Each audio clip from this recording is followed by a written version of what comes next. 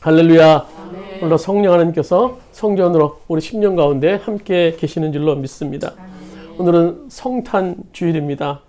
성탄 절만 되면 지금은 물론 뭐 코로나 때문에 좀 덜합니다만 여전히 그래도 명동이나 시내 중심가 가면 가게마다 추리를 만들어 놓고 또 캐럴을 틀고 또 24일 또 밤만 되면 밤에는 젊은이들이 홍대나 강남 이런 데 막 쏟아져 나오는 모습을 또 매스컴이나 또 간접적으로 보게 됩니다. 또 어린 아이들은 또 이제 산타 할아버지가 선물을 줄 것을 고대하면서 또 머리맡에 이렇게 양말을 또 매달아 놓는 그런 모습들, 그런 것들을 보면서 저 사람들이 이 세상이 과연 성탄의 의미를 진정으로 알까라는 그런 의미를 갖게 됩니다. 그 사람들이 알지는 못하겠죠. 그냥 아기 예수가 2000년 전에 아기 예수로 태어나셔서 이 땅에 뭐 좋은 의미로 사랑으로 오셨다라는 정도로만 알게 될 겁니다. 그래서 안타까운 것은 이맘때만 되면 세상의 사람들이 이 아기 예수가 온 그런 참 의미, 진정한 의미를 알면 좋겠는데 그렇지 못한 현실을 볼 때 참 마음이 아파요. 근데 그 책임이 그들에게 있는 게 아니더라고요. 이 세상은 원래 공중권세자원 사단의 세력으로 이끌어가는 세상이기 때문에 그냥 놔두면은 그들에 의해서 죄악 가운데 흘러갈 수밖에 없는 겁니다. 문제는 먼저 믿은 우리들이 전하고 실천해야 되는데 그런 삶을 살지 못했더라고요. 그래서 점점 세상은 이 마귀의 소나기에 들어가는 것을 보게 되고, 더 나아가서 이 믿는 이 크리스찬들이 더 조롱거리가 되는 세상으로 흐르고 있는 모습을 보게 됩니다. 특히 요즘에 드라마나 영화 그런 걸 보면요, 언제부터인지 모르게 이 기독교인들은 그 위선자의 어떤 대리인 모습으로 나오는 것들을 종종 보게 돼요. 그래서 뭐 목사나 뭐 장로님이나 뭐 이렇게 집사님 보면 이 영화나 그런데 항상 겉으로는 참 믿는 척하면서 뒤로는 어떤 비리, 또 가족 파괴범 이런 모습으로 은근히 자연스럽게 그려지는 모습을 보게 돼요. 예전엔 안 그랬는데, 그래서 또 이 다른 종교는 또 그렇지 않더라고요. 뭐 성당이나 어떤 뭐 절에 나오는 것을 보면 뭐 참선을 위해서 애쓰는 모습, 또는 뭐 성당 가서 정말 참 진정으로 죄를 고백하는 모습, 그래서 신부가 용서하는 그런 모습으로 이렇게 영화나 대중매체에 그려지는 모습을 볼 수 있어요. 근데 이 기독교가 언제부터인지 모르겠어요. 이 영화 가운데 자연스럽게 그런 위선적인 인간의 모습, 그래서 교회도 그런 사람들이 활동하는 모습으로 이렇게 그려지는 것들이 영화에서 종종, 요즘에도 영화를 가끔 보면 그런 모습들이 나타나는 것을 보게 됩니다. 그런 걸 보면서 참 우리가 이 세상에서 할 일이 참 너무나 많구나, 우리 믿는 자들이 할 일이 참 많구나 라는 그런 생각을 갖게 돼요. 그런 의미에서 우리가 이 성탄을 오늘 맞이하면서 우리들이 성탄의 의미를 먼저 바로 알고 그 의미를 세상 속에서 우리가 전하고 실천해야 될 어떤 막중한 책임이 우리들에게 있게 되는 겁니다.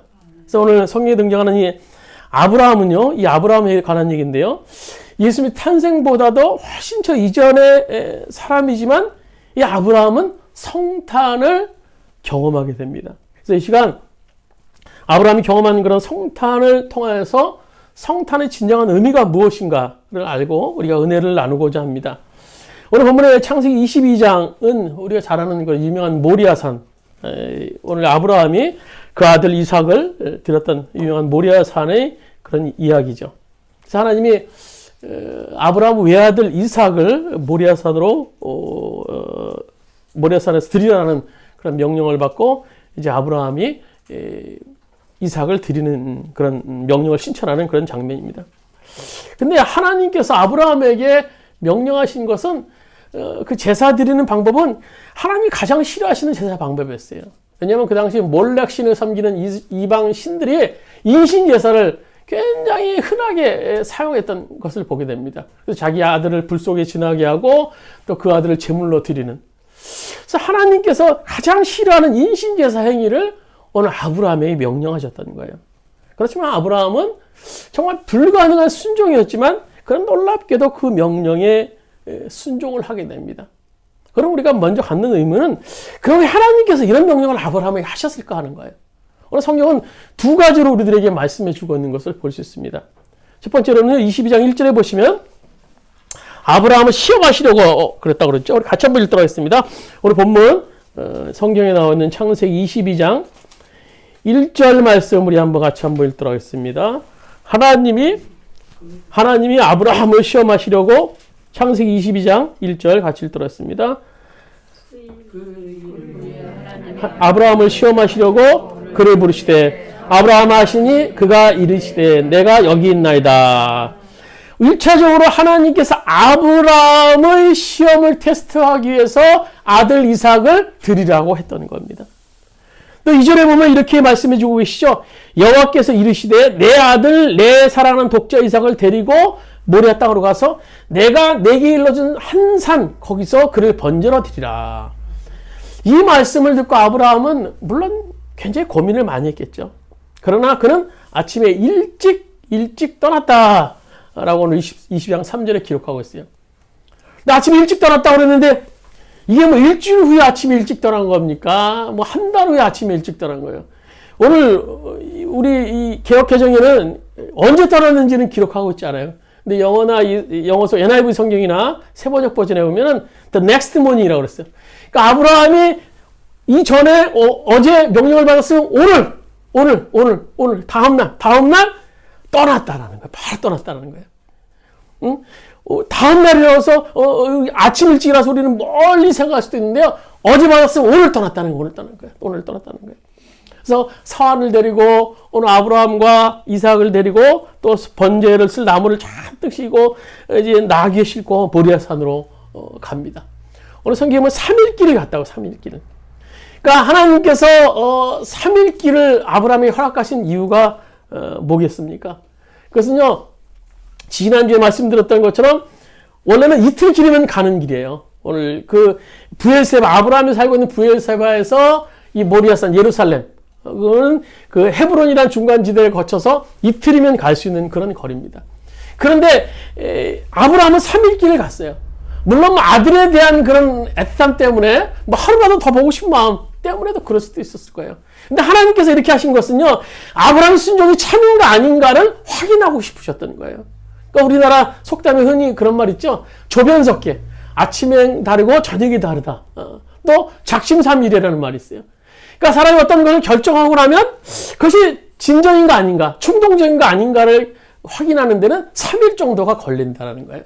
그래서 하나님께서는 아브라함이 결정한 그런 순종에 대해서 확인하기 위해서 3일을 여유를 주셨던 것 같아요. 그래서 끝까지 아브라함이 변함이 없는가? 근데 아브라함은 변하지 않았죠. 오히려 사환들이 모리아산 근처였을 때 방해가 될까봐 밑에 남겨놓고 이제 이삭과 함께 이제 그 나무를 주고 정상에 올라갑니다. 그리고 제단을 쌓고 장막을 버려놓고 그 위에 이삭을 묻고 마침내 칼을 들고 이삭을 잡으려고 합니다.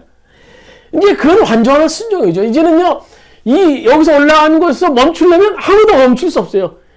좀 심한 말, 하나님도 이제 멈출 수 없는 상황입니다. 그래서 하나님이 너무너무나 다급하셨는지 오늘 11절에 보면 아브라함아 점잖하게 부르시는 거예요. 아브라함아 막 굉장히 막 급하게 부르셨던 것 같아요. 2번이나 기록하고 있는 그 성경을 볼 때 이제 더 이상 내려가면 멈출 수 없는 상황. 완전한 순종이에요. 완전한 순종. 순종을 하나님께서 보시는 거예요. 그래서 12절에 보시면 오늘 하나님께서 사자를 통해서 이렇게 말씀하시죠. 12절에 같이 한번 읽도록 하겠습니다. 사자 이르되 아들에게 내 손을 대지 말라. 그에게 아무 일도 하지 말라. 내가 내 아들 내 독자까지도 내게 아끼지 아니하였으니 내가 이제야 내가 하나님을 경외하는 줄 아노라. 하나님께서는 온전한 그 신앙을 봤습니다. 그 신앙을 확인하고 싶으셨는데 하나님께서는 이 아브라함 온전한 신앙을 보셨어요. 그리고 합격! 통과! 아브라함이 이제 통과됐다라고 선언하십니다. 여러분 참 신앙은요. 하나님을 가장 귀하게 여기는 거예요. 귀하게 여기는 거. 오늘 여러분이 가장 귀하게 여기는 게 뭡니까? 여러분 자신입니까? 여러분 자식입니까? 뭐 어떤 겁니까? 그것보다도 하나님은 더 귀한 존재라는 거예요. 더 귀하게 여겨야 돼요. 바로 하나님은 우리가 가장 귀하게 여기는 그 이상이어야 된다는 겁니다. 그게 참 신앙이에요. 오늘 이 아브라함에게 이 이삭은요, 정말 자기 목숨보다 귀한 존재입니다. 그래서 그가 100세에 겨우 아들을 얻게 되죠. 그래서 그 아들이 태어난 것 자체가 너무나 큰 기쁨이었어요. 그래서 태어나자마자 아들의 이름을 줬는데 이삭이라고, 이삭. 이삭이 한국말로 번역하면 뭔 줄 아십니까? 웃음이라는 거. 아들이 태어났는데 100세에 태어나 너무너무나 이쁜 거예요. 너무나 귀한 거예요. 아들만 보면 늘 웃어요. 아들만 보면 늘 웃어요. 늘 기뻤어요. 늘 기뻤어요. 무럭무럭 자라갑니다. 10대가 됐어요. 10대, 이제 올해 나이로 초등학교 3, 4학년 정도의 어떤, 이제 소년으로, 성장해 갔어요. 훌쩍 자라는 아들을 보면서 얼마나 기뻤겠어요. 힘들어도, 고단해도, 이 아들만 보면은 웃음이 납니다. 하나님의 약속이자, 하나님의 언약이자, 나의 그 아들을 볼 때마다 정말 웃음이 넘쳐났어요. 생각만 해도 즐겁고 감격스럽습니다. 근데 그 이삭을 하나님께 바치라는 거예요. 인간적으로 굉장히 충격이었겠죠. 그러나 하나님 절대주의 신앙의 소유자, 하나님의 약속을 믿고 맡기는 아브라함은 순종을 하게 됩니다. 근데 아브라함이 순종할 수 있는 그 배경은 뭐였는가 하면 이삭을 하나님이 죽이시기 하겠어? 또 한편으로는 죽어도 살려낼 거야. 이런 믿음이 있었어요.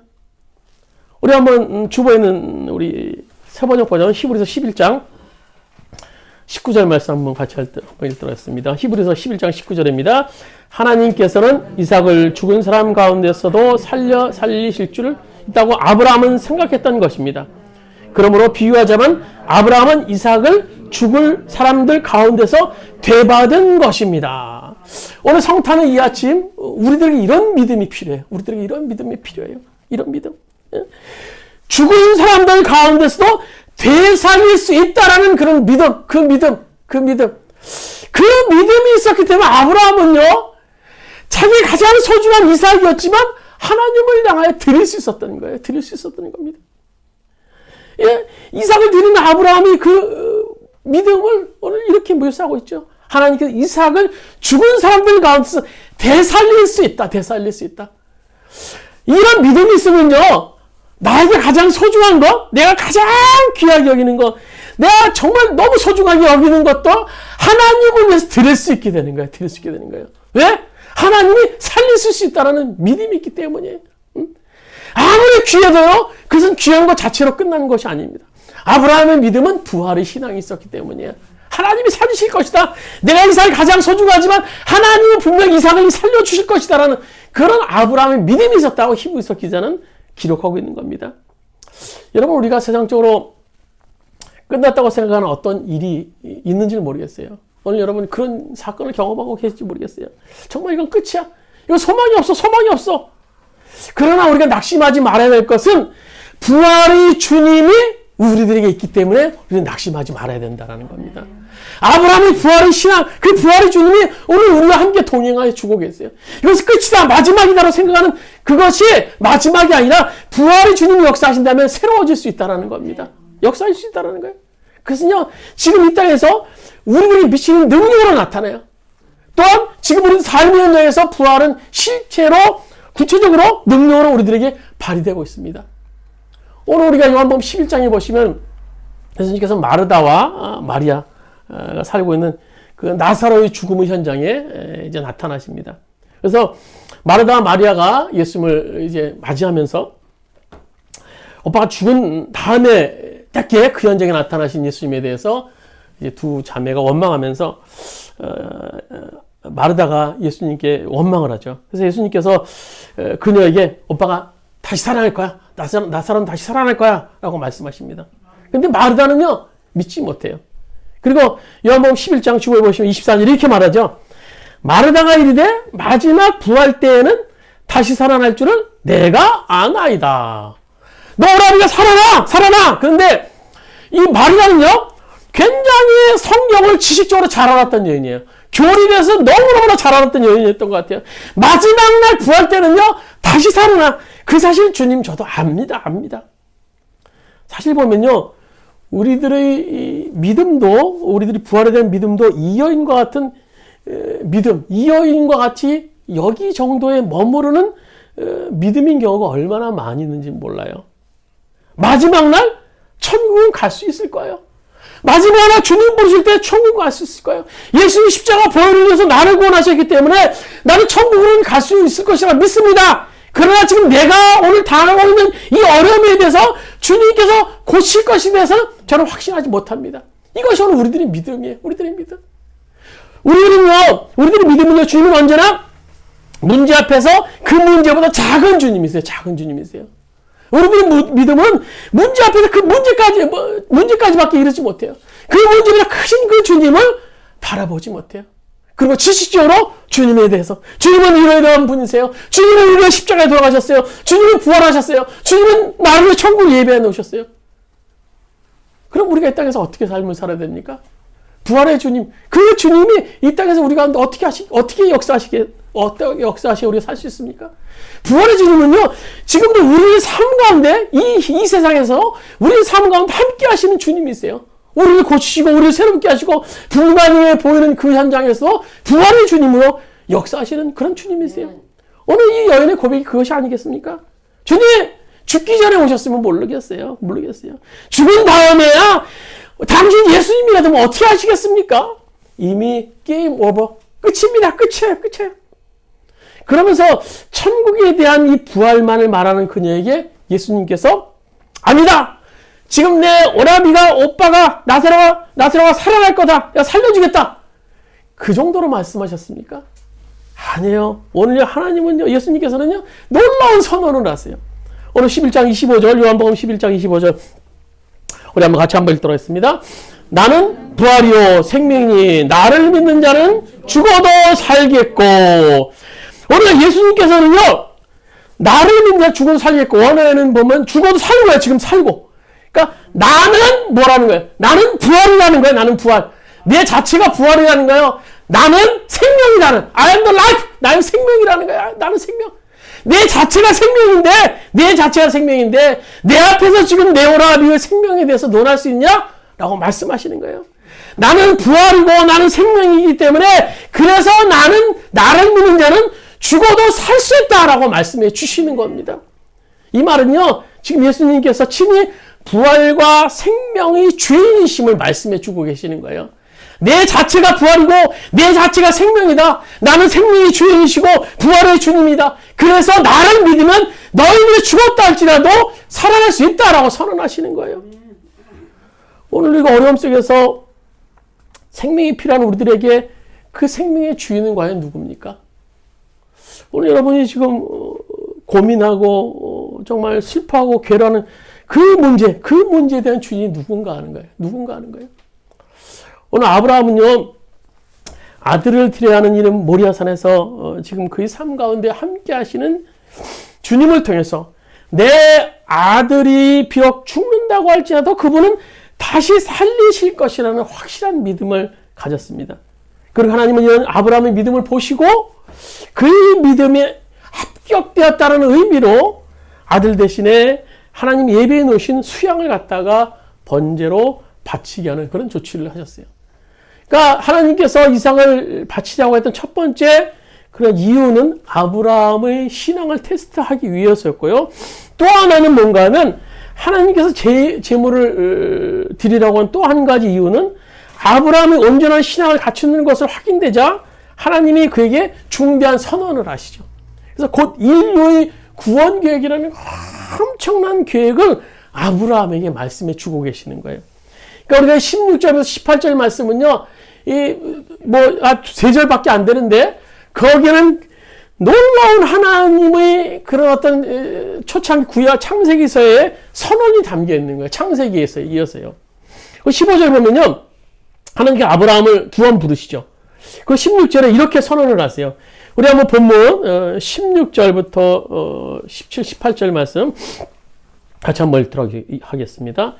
이르시되 여호와께서 이르시기를 내가 나를 가리켜 맹세하노니 내가 이같이 행하여 내 아들 내 독자가 아끼지 아니하였은즉 내가 행복을 주고 크게 번성하여 하늘의 별과 같고 바닷가의 모래와 같게 하리니 내 씨가 그 대적의 성문을 차지하리라.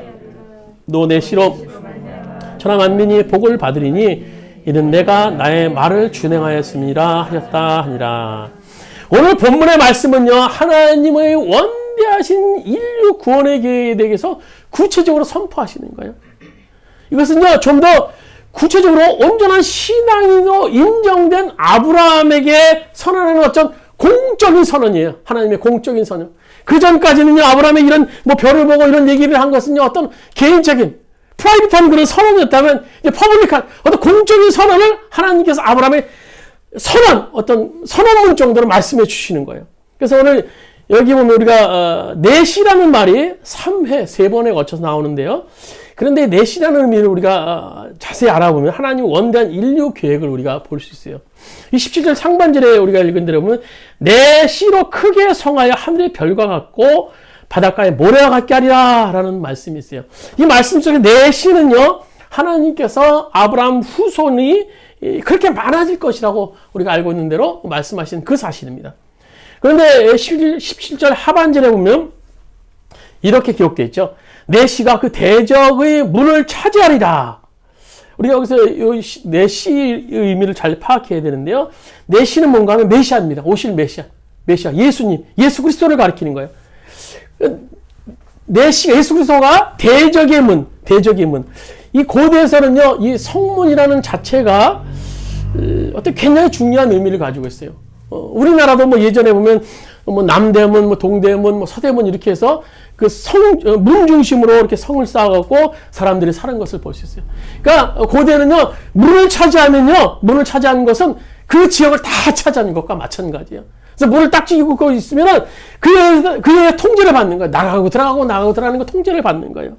그러니까 이 내 대적의 문을 차지하리라.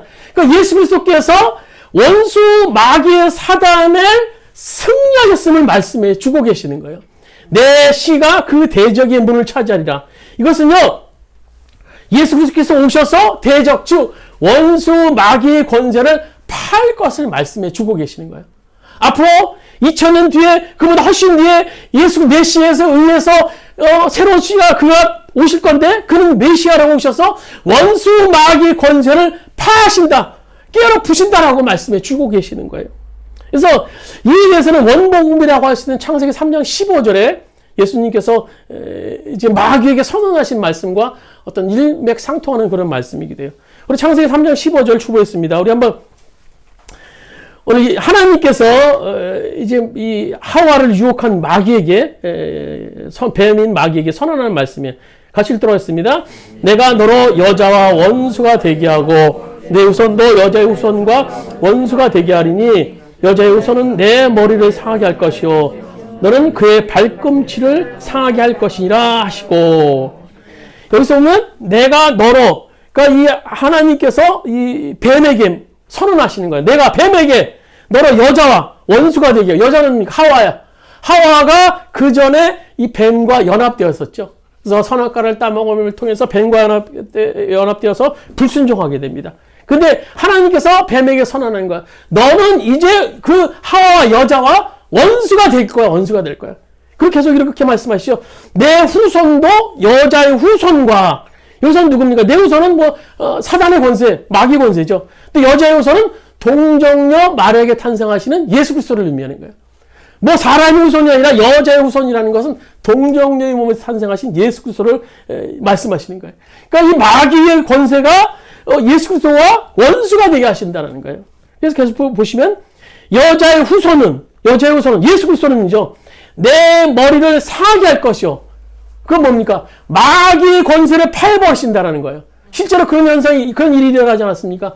예수님께 십자가에 돌아가심을 통해서, 십자가에서 피 흘리심을 통해서 마귀의 권세를 파하셨어요. 멸하셨어요. 실제로요. 예수님께서 이 말씀을 오랜 후에 그대로 실천하게 했어요. 근데요, 성경에 보시면요, 내 머리가 상하게 될 것이다, 이런 것을 굉장히 점잖게 표현해 주고 계신데요. 이 NIV 성경에 보면요, 이 말은요, will crush 라고 표현하고 있는 것이 뭔가 하면 아주 빠개버린다라는 거예요. 상한다, 점잖아요. 근데 원래 의미는 내 머리를, 내 후손이 이 사단의 마귀 권세 머리를 파셔버린다는 거예요. 부셔버린다. 심하게 말하면 속된 말로 작살내버린다는 거예요.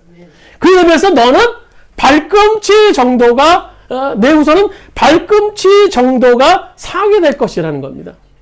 그에 비해서 예수님은 발꿈치 정도밖에 상하지 않으셨어요. 물론 십자가에 고통당하시고 아픔 당하신 것은 뭐 큰일일 수 있어요. 근데 하나님 편에서는 발꿈치 정도밖에 상하지 않는다라는 거예요. 발꿈치가 뭡니까? 우리들이 신체에서 가장 데미지가 적은데요. 감각이 적은데요. 그러니까 뭐 상처를 받아도 아픔과 말까할 정도로 가장 적은 거예요.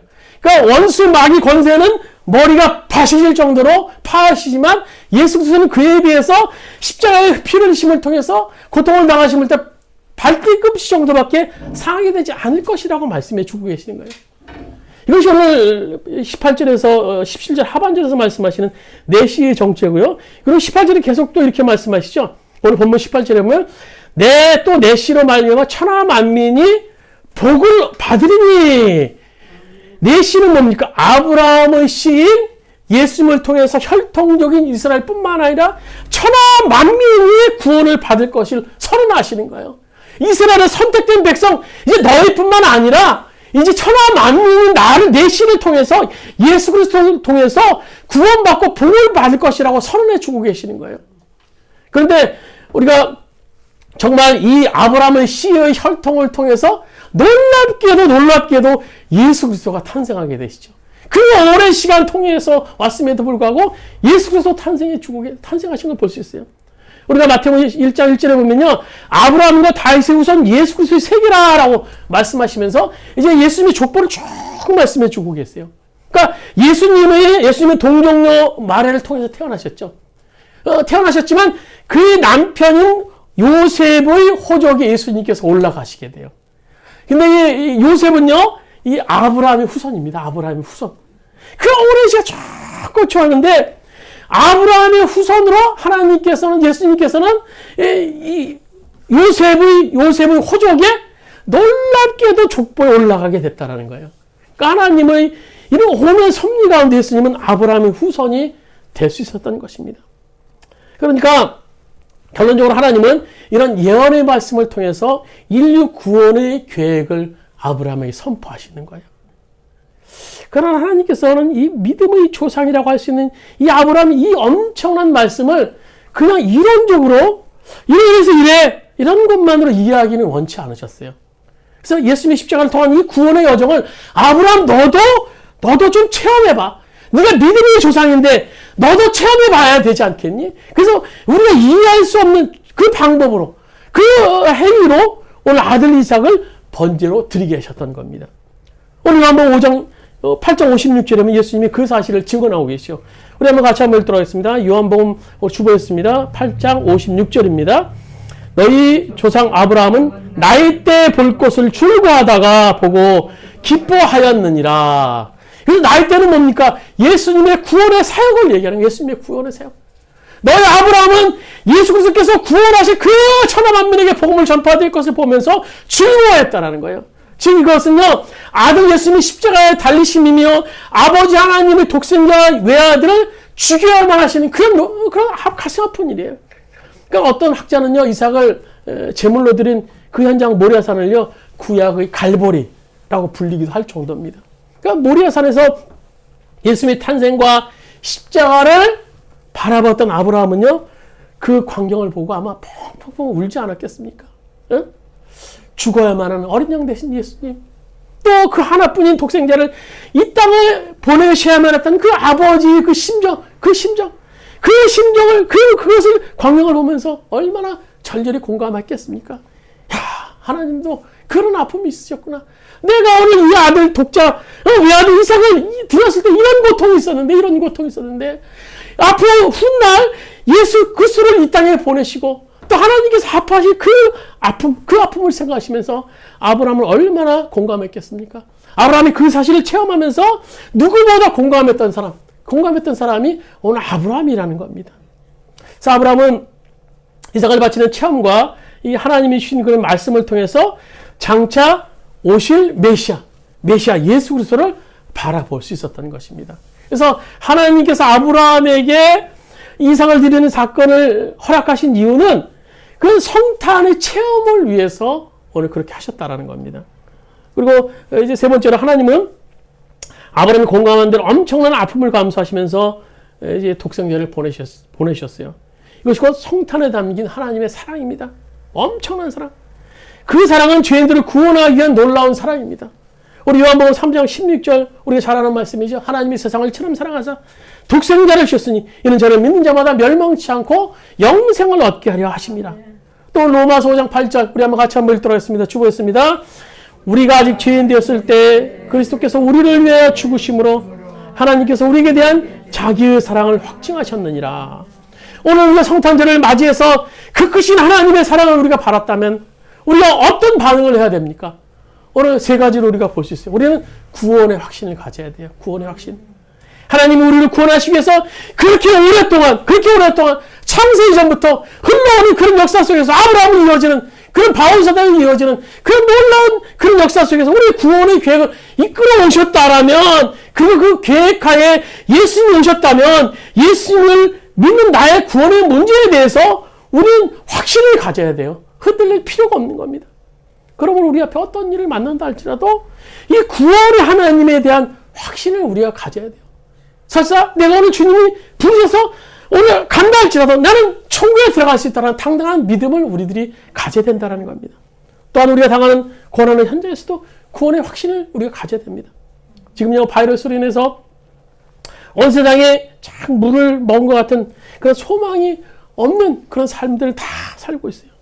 그러나 이렇다 하더라도 구원의 주님 반드시 이 땅을 그리고 대한민국을 구원하실 것입니다. 이런 소망이 소원이 지금 우리들에게 필요한 거예요. 이런 우리가 구원의 주님을 바라보면서 이런 구원에 대한 확신을 가져야 돼요. 지금 어둡고 힘들고 어렵고 고통스럽지만 구원의 하나님이 일하실 것이라는 것, 역사하실 것이라는 그 소망이 필요해요. 시편 60편 1절에 보면 이렇게 기록하고 있죠. 주보했습니다. 나의 영혼이 잠잠히 하나님만 바라며 나의 구원이 그에서 나오는도다. 우리 한번 같이 한번 읽도록 했습니다. 나의 영혼이 잠잠히 하나님만 바라며 나의 구원이 그에서 나오는도다. 또 하나 성탄을 맞이해서 그 크신 사랑에 대한 우리 반응은 승리의 확신입니다. 승리의 확신. 우리가 인생을 살다 보면 때때로 어려움을 당하면서 정말 하나님이 나를 그토록 사랑하시는데 왜 나에게는 어려움을 허락하실까? 이 부족한 인간인지라 그렇게 생각해요. 어떤 사건을 만나면 눈앞에만 생각해요. 눈 앞일만 생각해요. 당연한 반응일지 모르겠습니다. 그러나 하나님이 우리 고난 주시는 것은요, 내 인생 전체를 아름답게 하여서 합력하여 선을 이루시는 과정 중에 하나라는 겁니다. 저희 삶의 여정도 이렇게 돌아오면 고난 중엔 참 힘들었어요. 참 감당하기 어려웠습니다. 정말 힘들었지만 그러나 훗날 그 고난을 통해서 제가 경험한 하나님의 선을 본다면요, 그 고난은 고난이 아니라 하나님이 주시는 축복이었다라는 사실을 깨닫게 됩니다. 그 고난을 통해서 하나님께서는 선을 이뤄나가신다라는 거예요. 오늘 바울사도가 로마서 8장 32절에 이렇게 말씀하고 있지 않습니까? 자기 아들을 아끼지 아니하시고 우리 모든 사람을 위해 내어주신 이가 어찌 그 아들과 함께 모든 것을 우리에게 은사로 주지 아니하시겠느냐.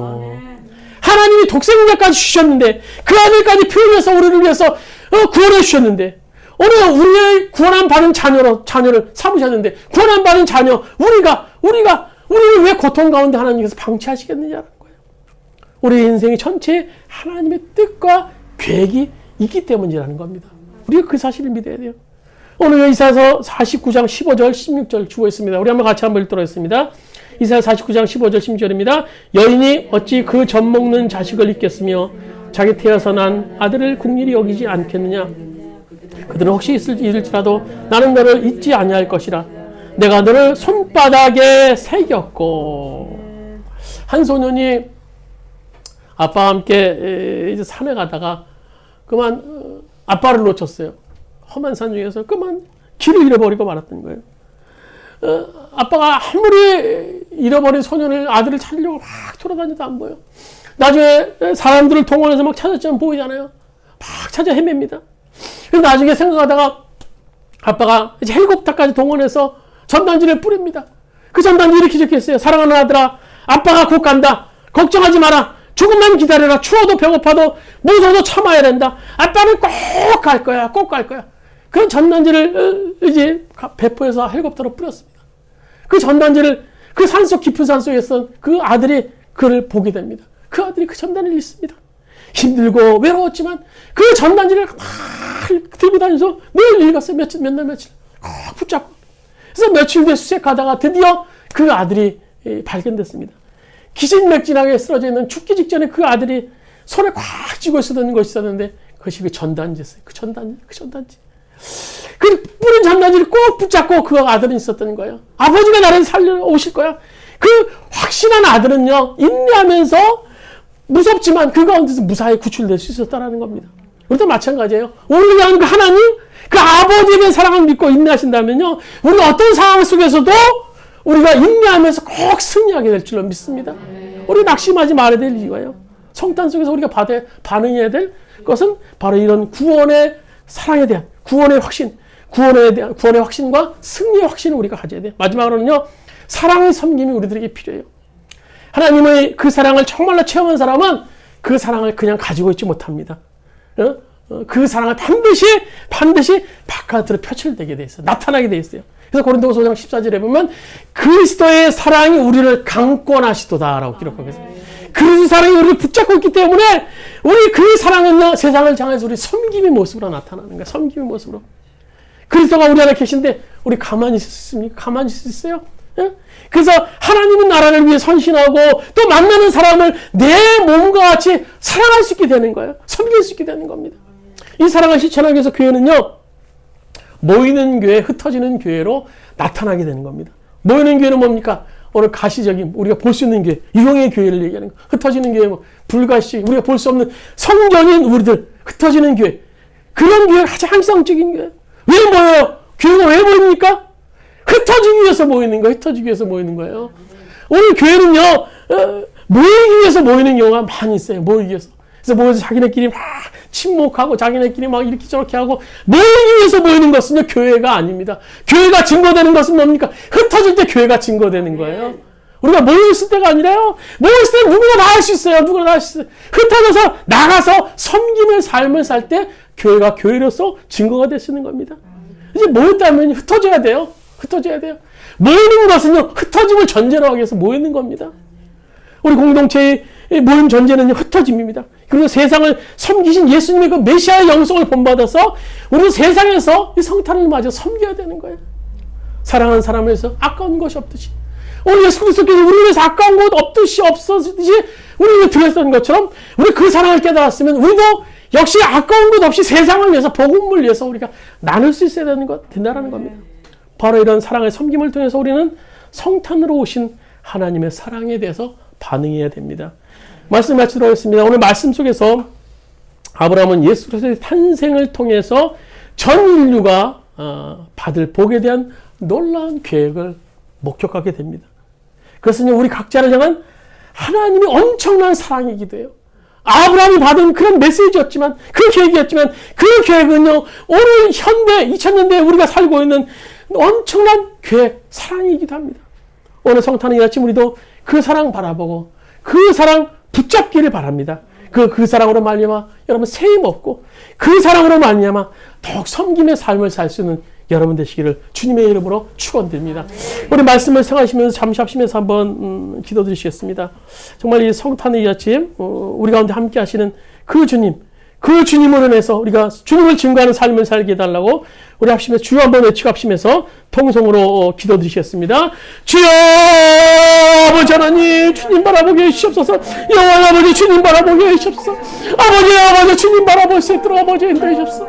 아브라함을 바라본 그 놀라운 그 계획 우리도 바라보기 원합니다. 인류 구원을 향해서 예수 그리스도께서 오시고 사단의 권세를 멸하시며 아버지의 땅에 피 흘려 오시는 그 주님을 통해서 우리의 전 인류 구원을 계획하셨던 것처럼 우리가 그 구원의 계획을 바라볼 수 있도록 인도해 주옵소서. 우리의 삶의 여정이 지금 어렵고 힘들고 우리의 사랑이 감당할 수 없을 정도로 괴롭다 할지라도 우리가 구원하신 그 주님을 바라볼 수 있도록 인도해 주옵소서. 우리가 아브라함이 경험한 성탄의 경험이 우리의 경험이 되기를 합니다. 아브라함이 바라본 모리아산에서 바라본 그 성탄이 우리의 바라보는 성탄이 되기를 합니다. 우리의 경험하는 성탄이 되기를 합니다. 주님의 그 사랑을 경험하기를 합니다. 그님의 놀라운 그 계획을 우리가 경험하기를 합니다. 여호와여 역사하여 주시옵소서. 우리 가운데 함께하여 주시옵소서. 그 주님의 사랑을 바라보면서 우리가 더욱더 아버지의 사랑의 섬김을 할 수 있도록 인도하여 주시고 구원의 확신을 할 수 있도록 인도하여 주시고 승리를 확신할 수 있는 우리 모든 성도를 낼 수 있도록 아버지 인도하여 주시옵소서. 그 주님을 바라봅니다. 모리아산에서 그 주님의 이상을 바치고 헌신했던 아브라함의 그 믿음을 통하여서 그에게 놀라운 일을 원단 계획을 세우셨던 것처럼 우리 아버지 주님을 나라 사랑하며 주님을 나라 섬김을 통해서 주님의 놀라운 사랑을 발견하는 우리들이 모두가 될 수 있도록 아버지 인도하여 주시옵소서. 아버지 모리아산의 사건은 그것이 끝나는 것이 아닙니다. 우리 현대 삶은 우리를 향한 계획인 줄 압니다. 여호와의 그 주님의 계획을 바라보는 우리들이 될 수 있도록 아버지 인도하시고 역사하여 주시옵소서. 아버지와 주님 도와주시옵소서. 아버지와 축복으로 우리가 함께 일관되게 득될 권합니다.